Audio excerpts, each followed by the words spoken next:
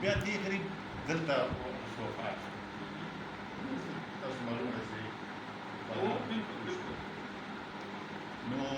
مشر مجلس صاحب څخه ډېر لیکنې کتنې بیا وشوې شمس الدین مجلس صاحب څخه اصلي پاستې پېښور کې لیکن او اوس هم د کورنۍ سره ټولو سره روابط شته بلکې دا بهاءالدین مجلس صاحب خاوره چې دی وړله نو هغې کې زه ومم هلته د شریک ما خبره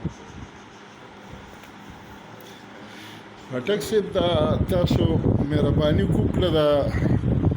خپل بایوګرافي تاسو د سریزه کې هم لیکلی که نه لږ هم دغه وکړو زه دا ویډیو جوړوم نو لوستونکي به یا د دې کتاب باره کې که تاسو لږ خپل نظر دی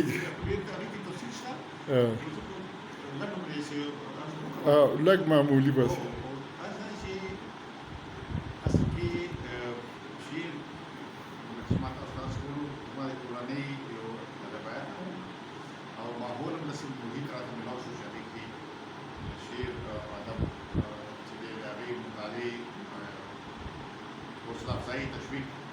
موجود وو بیا سیاسي مبارزه چې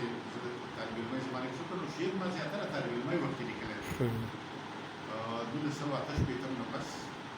نو لیکل شروع کړل او بیا چې زه پېښور پوهنتون ته رالم 1901 کې هغې نه زیات شعرونه مې هغه وخت لیکلي دي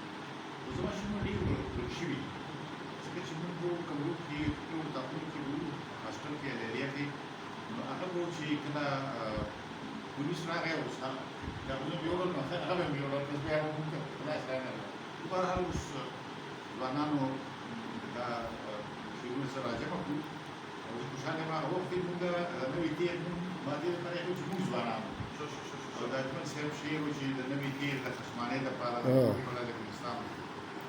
او اوس داسې وخت کې دا کتاب چاپ شو چې پښتانه ځوانان بیا راپاڅېدلي نو اوس نو دا ځوانان دوی ځوانانو په نوم دا کتاب ولیکلو یا هم دی دې ته ډېر ښه ډېر نوې تېر ډېره ډېره مننه